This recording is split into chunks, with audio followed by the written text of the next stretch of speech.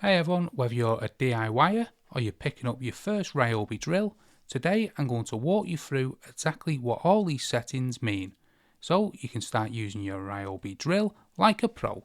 Let's break everything down for you. So we have our Ryobi drill here, and at the very top we have 3 different settings here. And you can switch between them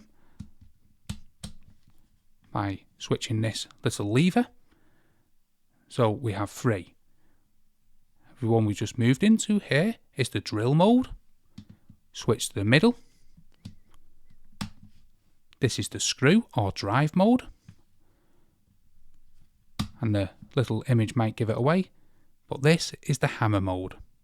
I always like to start in drill mode.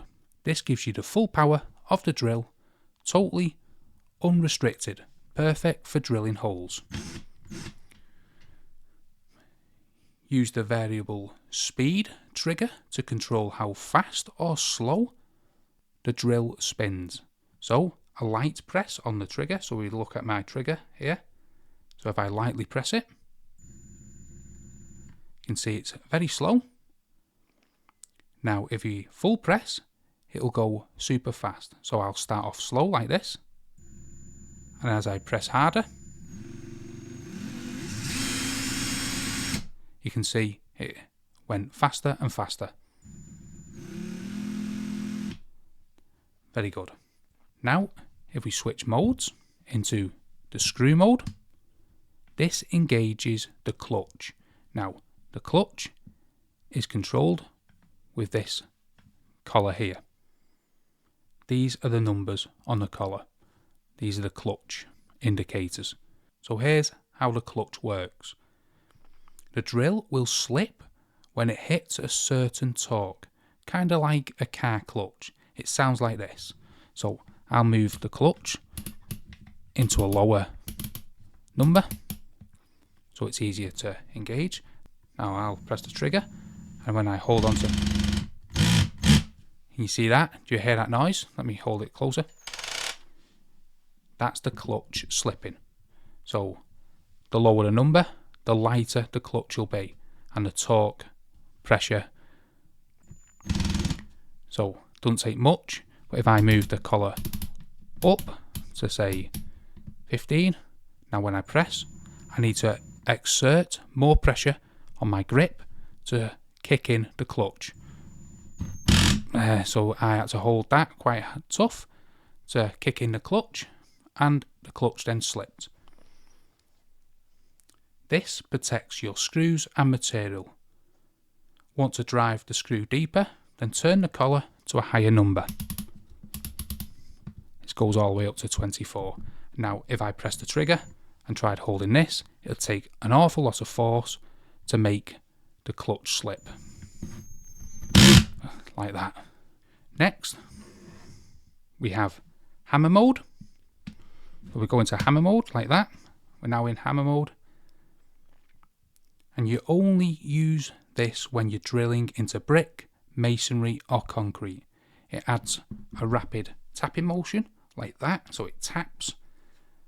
This chips away through tougher material. Never use hammer mode on wood or drywall. You'll damage the materials and your bit. You may have also noted on the top here, this is the speed variation. We have speed 2, as you can see, and speed 1. Speed 1 equals more torque, better for driving screws. And we go into speed 2. This is the high speed. More speed, perfect for drilling holes. If you're driving long screws or working with tougher material, start in speed 1. For drilling holes, speed 2 is your friend. Now, just underneath these modes here, this little button here, just above the trigger, which controls forward and reverse. Super helpful if you need to back out a screw or remove a stuck drill bit. So when it's pushed in, so when we've got the drill like this, on the left hand side, if it's pushed in, this is forward. So if you look at the direction of the drill bit, this is the chuck. So look at the direction of the chuck, which way it's going when I press it slowly. Now, if we come to the other side and we push it all the way in, like that, look at the direction of the chuck this time. This is reverse. You can see it's going a different direction. So all the way in, goes that way. All the way back the other way. I've just switched that. Now if you go into the centre, push this in the centre, don't push it all the way in. You can see I can now no longer press the trigger. This is the trigger locked when it's in the centre. So I push it back in. It's unlocked and we can press it. So put it into the centre. It's ideal for when you put the drill down. It's for safety reasons, and you've locked that trigger. You may also notice here on Ryobi drills, you should have a LED light.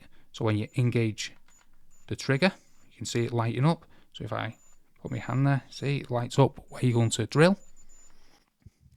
It's super useful when you're working in tight, dark spaces or inside cabinets and things like that. It lights up right where you're working. Just underneath that, you can see. Some models come with a handy double-ended bit, flathead, and a posi drive, or a Phillips on the other side. Super convenient for quick jobs when you don't want to dig through your tool bag. You just pop that off, like that, and we can put it into our whichever side you want. It comes with both ends, as you can see. Slip it in, do your drilling, put it back. Ideal for quick jobs, like that, nicely stored there. Last but not least, swapping the battery. So each side has these little buttons, as you can see. All you need to do, get a grip of it like that, press them both in, pull, and the battery's removed. Now all you need to do, line them up like that, make sure they're the right shape. It'll only go in one way really. Press it. You want to hear that click. So line them up, press, and hear that click. So it's easy as that with a Ryobi drill. Just press, click, done. And you're ready to go. And that's it. Now you know how to use every setting on your Ryobi cordless drill like a pro. Got questions? Drop them in the comments and I'll help you out. If you want to grab this exact drill, check out the link below for the best deal. Don't forget to like, subscribe, hit the bell icon for more DIY tips and tool tutorials. Thanks for watching, and I'll see you in the next one.